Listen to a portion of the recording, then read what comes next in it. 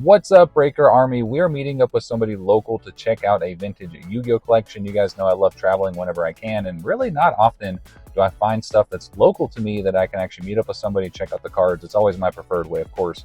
So it's always fun. Dive around. We're going to see how much we can actually record, see if the seller is actually cool with us recording the interaction.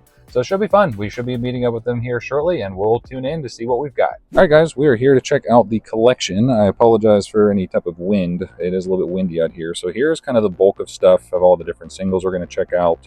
We're going to go through all of these binders you guys can see in here. So this is actually kind of exciting. So I'm going to just dive right on in and just look at all of our stuff we have here. So we're going to go through and check on conditions. It's like over time just to see how everything looks. But big thing is just seeing the singles. Obviously, we don't get a chance to do local deals all that often. That is by far the most fun. You said it was Chance, right?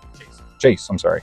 So yeah, Chase over here beside me was fortunate enough to be able to come meet up with me. Again, local deals are always fun. Nice to meet up with people, seeing cards in person. It's not always the easiest thing for Yu-Gi-Oh! Pokemon is abundant, but Yu-Gi-Oh! Not so much. So a lot of nice stuff here, like Hamon, Lord of Striking Thunder. What was the story? So you were more so of a collector like back in the day? So I loved the cartoon when it came out. I watched it religiously. And then as soon as I started seeing that the first set got released, I started collecting immediately. Nice. I collected everything from LOB to into about midway through the GX stuff. Before college and work and life, I just got too much, so I couldn't afford to keep going. So gotcha. No, I got all that stuff. Well, that's cool. Like whenever I was collecting like as a kid, or more so just playing as a kid, I wasn't really like collecting, I guess. And I got out of it like shortly after, I think it was like Elemental Energy released. Yep. So I missed out on a lot of like the later era GX stuff, and then obviously 5Ds. I remember when I first got back into collecting about 5-ish years ago, I bought a box of Ghosts from the Past. I pulled a Ghost Rare, and I was like, I thought I got a damaged card. I had no clue what Ghost Rares were. It was crazy. I tried for a couple Ghost Rares, but I never saw one. Really? They're tough. I mean, they're technically supposed to be like for the vintage stuff, like 1 out of 288 packs. Right. Essentially like 1 a case, which is just nuts. But definitely is solid stuff. So you've had this stuff since way back when? Blue Eyes came out. Wow. I went set by set. Had I been smarter, I would have probably collected a little differently. But as soon as I got the complete set, I kind of just held in wait until the next one came out. So nice. Yeah, just kind of did that for a while. What would you say like overall conditions of the stuff here? Is it? I mean, I saw your TCG list, and obviously like there's some variants in like near mint and LPs and things like that. I mean, I would say near mint just because usually anything in here or anything in the binders went straight from me opening it into the binder. Nice. Okay. So they just they've been sitting in there for years. For the binders. Yep. And then most of this stuff, some of it, that stuff is stuff that I pulled out of the binders because I was looking to just kind of see what they'd be going for, what they'd be worth, if I wanted to grade anything. Just never got around to that part of it. Nice. You definitely don't meet too many people that actually cared enough about their cards back in the day where they pulled it, put it in a sleeve, and then put it away, like either in a binder or like a card saver or top loader. So it's nice to find collections like this when people actually care about their cards. I know for myself and a lot of people included nowadays that are collecting, we definitely take a different approach now. So if you pull an expensive card or even pull anything for that matter, you're going to sleeve it right away, take care of it. Yeah, I've even got my son sleeving anything really. Like, nice. I mean, it doesn't even have to be anything cool. If he thinks it's cool, it's going in a sleeve. Oh, that's awesome. Yeah, that's the best way to do it because it kind of teaches them best practice. Keeps like care of the card. Like I still have all of my original stuff from back in the day, but conditions are just so poor because I played everything. It all just went into my pocket. I never sleeved anything. So yeah, that stuff is pretty torn up. If I could have gone back and my brother and I kept all of our Pokemon cards when we first started doing it, would have been a lot better off. Oh yeah, for sure. All right, so diving in, looks like we've got some Legend of Blue Eye sets. Nice. So Flame Swordsman up here, Guy of the Fierce Knight. I love the vintage era cards. Like that's just by far my favorites. I think we're good. Yeah, we got enough space there. Especially LOB. One of my big collection goals is actually finishing a first edition master set of everything Duel Monsters era. And I see you've got a lot of like first ed and stuff mixed in here too. There'll be a mix in that one before I started doing actually all after Metal Raiders. I started doing strictly first edition. Nice. Okay. So there'll be a little bit of mix. Now there's plenty of good stuff out there. That Curse of Dragon. Plenty of good stuff out there for unlimited first ed. I'm doing like first edition master sets all the way through, actually through Arc V and Zexal, so like everything post 5Ds. But I'm also doing like unlimited holo sets of some sets too. just because like I love the nostalgia portion of it, and I buy and sell like so much stuff collection wise that I just accumulate so many cards. I'm like, you know, if I can kind of create like a really cool collection piece, I may as well go ahead and do that. So we've got mostly the Exodia pieces here. Got a Guy of the Dragon Champion. Every time I get one of those in the collection, I just keep them. I have to. And any of those blanks you're seeing are stuff that I've sold in the year over the years. Okay. I had the complete set. So. Wow. First Ed Harpy Lady Sisters, nice. Yeah, so pretty good stuff. Obviously, I don't know how much is going to be included in the video as far as recording goes, but a lot of really nice cards. Got a Tribute to the Doomed Hollow there. I think there's about 23 to 26 full sets. Wow. Wolf was full in between all these binders. No, I love it. This is so cool. By far, one of the cooler collections I've actually had the opportunity and chance to meet up with somebody. I will say, locally, I think I've maybe bought one lot of cards from somebody, and it was such a small amount, but it was still cool, like, regardless. Totally. It's the Yu-Gi-Oh market is just slowly fading, unfortunately, and especially here, like in the Northwest, there's really not a whole lot of people like still collecting cards, so it's a little bit unfortunate. Everybody's kind of jumped on that Pokemon. Yeah. And I get it, because like I said, I did the same. I kind of swatched from going Yu-Gi-Oh, and I did the... I was really trying to pull the Red Eyes Dragoon, but I bought a couple boxes and really didn't get any luck. And then I was like, oh, let's try these Pokemon cards. My son really likes this stuff. So, like I said, I had collected when the base set came out. Oh, man. Then it went into, didn't really collect anything after that, went right into Yu-Gi-Oh! Imagine if he still had like all that stuff. Oh, I don't even want to think about that. Oh, gosh. So are these in... That's my World War. Okay, no problem. But everything else, yeah, so... I will put that up. Here's Metal Raiders, and on from there. Nice. Yeah, I definitely see where you're capitalizing on and focusing on the first edition stuff. That's good, because there's still a lot that I'm missing, so I might be able to add quite a few things to like my personal collection too. Awesome. Most of this, like I tend to lightly say the word hoarder, but people that know me and know my channel, they know that I tend to hold on to some things. It's tough, man. When you find nice vintage stuff, it's tough to part with it. Like for me, like obviously I know you've got other collection goals and stuff, but and that's perfectly fine. You know, that's why one of my favorite things about buying collections is I help people move on to other greater things. And so it's a win-win for both parties. You know, you get to move on, I get some cool stuff, and you know, whichever you're collecting, we can help each other. I would rather it go to someone who's going to appreciate it again versus just kind of hanging out in one of my spare rooms. Yeah, for real. Awesome. Come to the end. Imperial Order. Nice. So we got Pharaoh's Servant finishing up there. Up next is Labyrinth of Nightmare, I think. This next one, I get an order. It's all good if not super in order. We can kind of just work through them and see what we got. So we've got some Flaming Eternity. This actually is one of my all-time favorite sets. I love the Ultimate Rares that are in here. I don't know if you... I obviously saw some Ultimate Rares, but... Yeah, all the Ultimate Rares I have are in the red case. Okay. That I pulled out. Nice. Unless I happen to have missed one. Some of them are sneaky. Flaming Eternity has some really nice Ultimate Rares. Some of them actually have like some of the best Ultimate Rare stamping of all the sets. And so those are hard to miss when it comes to actually comparing the Ultimate Rares. But yeah, it looks like this is mostly going to be, here's one. There's a Royal Surrender. It's a couple bucks. Like it's not super pricey. But what I was getting ready to say is sets like after Flaming Eternity, so the Lost Millennium, like what we just looked at, where that one was missed, the Ultimate Rares are so flat that it's really, really easy to miss them. Oh yeah, I sat there for a while under the lights going, is that it? Is that it? Yeah, it's like, is this the one? Very cool though. So I love to see all this stuff, man. Like I really do. There's actually a couple like commons and rares I'm missing from Cybernetic Revolution too. This was about the end of where I was the GX. GX and those? Nice. Yeah, so it looks like we've got mostly coming into the end of elemental energy here. So we'll go to our next side. Is that all going to be GX? Or that's Ancient Sanctuary? This one's Ancient Sanctuary, yeah. Nice. Check that one out. Very cool. Lovely day to do a collection meetup. It's actually perfect weather. It's not too hot, not too crazy. Yeah. Archlord Zerato, one of my favorites. I actually have one of these out at PSA right now just because I love the card so much. Like even if it comes back at 9, I'll be happy. Right. It's just always been one of my favorites. Ancient Sanctuary is one of the more challenging sets to find in actually like minty condition. because it's one of those sets where even now to this day, like being vintage, most people just don't care about it all that much. And so even back then, I gotta say, it wasn't my favorite set to collect. Yeah, there's too many cards in here that just aren't super collectible, playable, fan favorites, and so people just kind of threw them to the side. And so what happened is, like nowadays when I'm trying to complete my sets, I can't find any of them in good condition because they've just been kind of damaged over the years.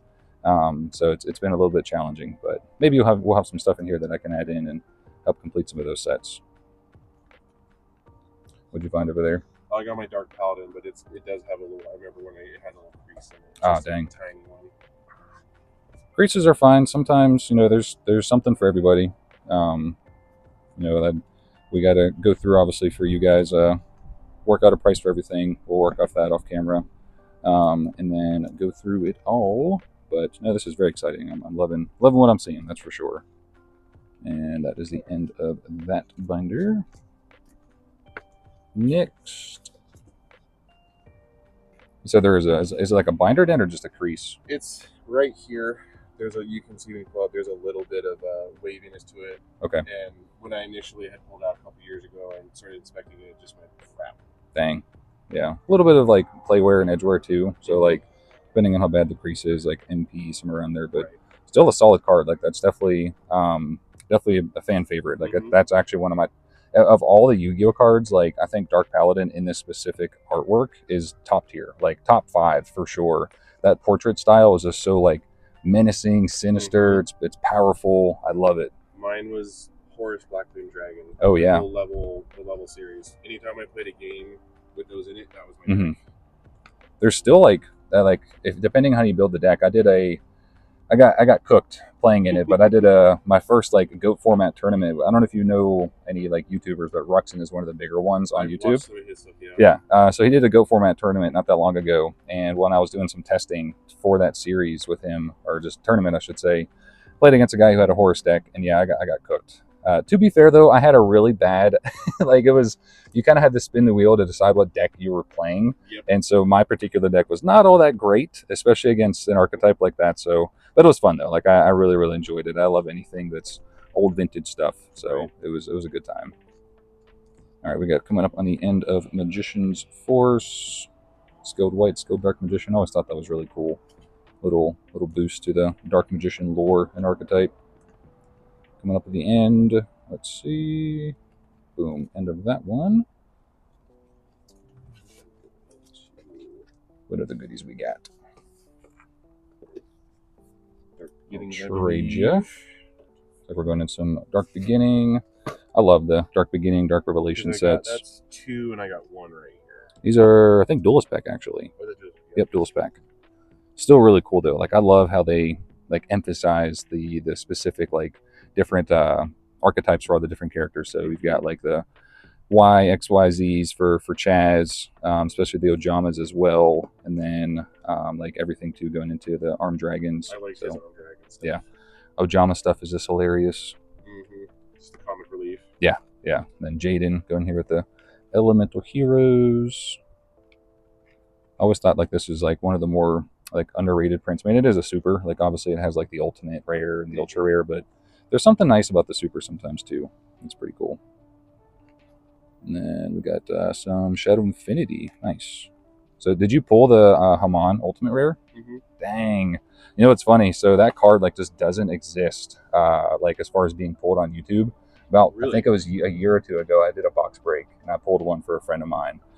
Very tough to pull because it's one of 4 different hobby ultra rares that can be pulled, and they just short printed like the Sacred Beast so much that they were incredibly impossible to pull. And there haven't been very many pulls on YouTube, and I was very fortunate and blessed that the Yugi gods let me do that. I think I pulled all 3 of them, but he was the ulti, and I didn't even realize he was an ulti until much later when I was like, oh, that's why he looks a little different. He's a little bit darker. Yep, he's got the ultimate stamping, the foiling. But what's crazy too, so there's like I was talking before about how like Flaming Eternity has that like heavy embossment where you can tell like it's an ultimate rare. You have sets like where there's so much variability in the printing of them where you're just like, okay, is this an ulti, is this not an ulti? And it's like for somebody that doesn't look at them all the time, it's pretty easy to miss them because you you know, it's so light in color and light in stamping. When you have the sets that actually truly have a solid stamping, you can really tell. So we got DB1. This is actually really cool too, because I have a little side quest I'm working on right now to collect Dark Beginning 1. So, well, I might actually have a collection of Dark Beginning 1 now. Well, yeah, that should be good. And I think if I remember correctly, any blanks you see in there are going to be sleeved in there. The Dark Magician, Blue Eyes, Dark Sage. Nice. And I think one other thing is in there. I haven't sold anything out of that set. Awesome. No, that's phenomenal. I love the nostalgia, and like this was such a cool set because obviously it reprinted all the big chases from the first original. I think it was 4. I can't remember. I think Dark Beginning. 5, yeah. I think that went through Pharaoh's Servant. So we did LOB, MRD, MRL, Pharaoh's Servant, and then I think Dark Beginning 2 is when they started to do like Labyrinth of Nightmare, LOB, all that stuff, and beyond. So really cool to see. Flame Swordsman is a rare. Kind of funny. Got Raigeki, Dark Hole. What was kind of strange though, what I wish they did a little bit better job of is giving different rarities. Like if it was a super, make it an ultra. If it was an ultra, like that would have been interesting. Yeah, like I wouldn't mind if they did lower rarity for ones that already had printing. So like Raigeki, I feel like they should have given that one like a super. Right. But it's also kind of like why for Gaia, the Dragon Champion, they made it a rare and it was a secret rare before. So it's just a lot of like weird decisions they made when they were making this set. But I think Pot of Greed, that is the coolest like upgrade ever. I think, in my opinion, the super rare is one of the best prints. Like there is an ultimate rare printing that came out with Dual Pack Kaiba, but it's really hard to beat and top just that original super rare. Right. Same thing for Beast Skull. Like I love a good super rare for Beast Skull. Beast Skull is good. Oh, this is awesome. I'm loving it. And we've got Dark Revelations. Yep, Dark Revelations with Makiura, Exchange. This was cool too because Exchange was originally just a prismatic secret that came out for the game promos. This is awesome. This is so cool. I appreciate you being able to willing to meet up with me. Not a problem. Goblin Attack Force, the Masked Beast, so much cool stuff. What's next after this one? And then what do we stand in? Mage Power. Oh, nice. Fun fact, DCR is actually my favorite set of all time. Yep, so I love it. I was watching one of your videos when you saw that. Awesome. Yeah, actually, so I set a goal like early on that I was going to do. Like I originally started with just a master set of Dark Crisis. And then just as I started collecting things and getting more into the hobby, I'm like, you know, it would be really cool to just kind of have master set after master set. And that's where I'm at now. Dark Flare Knight is my favorite monster. I love it. I've actually have 2 PSA 10s of that. One I bought, one I graded, which was really cool. I've just debated on going for a playset of it. If I get them, if I can find them and I can grade them myself, that's better than paying the premium for the 10s. Right. But that's one of those cards that just anytime I get them in collections, I keep them. Like I'm trying to actually build an entire binder page of specifically the Dark Flare Knight. Just too cool of a card. Everybody has their favorites. Yeah. And then we got Invasion of Chaos.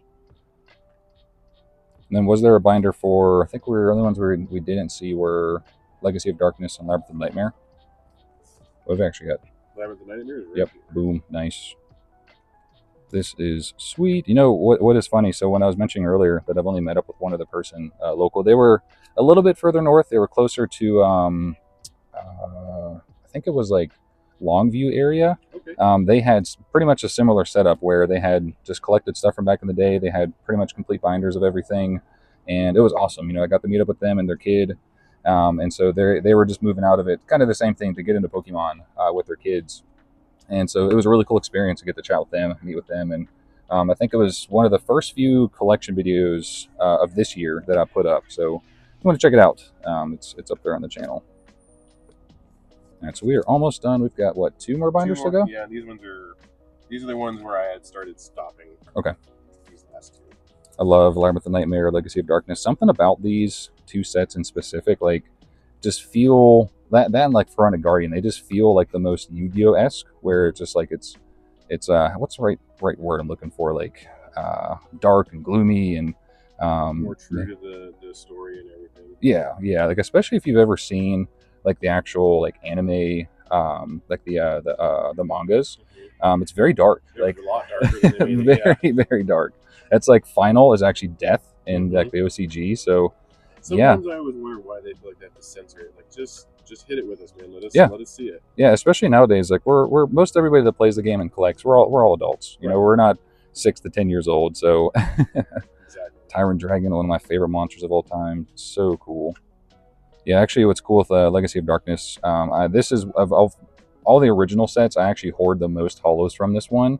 It resonates so well. Like, I love the dragons, I love the warriors. I think that's like, other than Dark Crisis, for sure, Legacy of Darkness would be up there for like one of my favorites. Like Hinokagasuche, so cool. Sure, Priest. There's a lot of good playable cards that came from this set too. Creature Swap. Right. Awesome. Injection Fairy Lily, Last Turn. This is like one of the most underrated, I think, artworks out there, underappreciated. Last Turn was pretty cool when I rolled it. Yeah.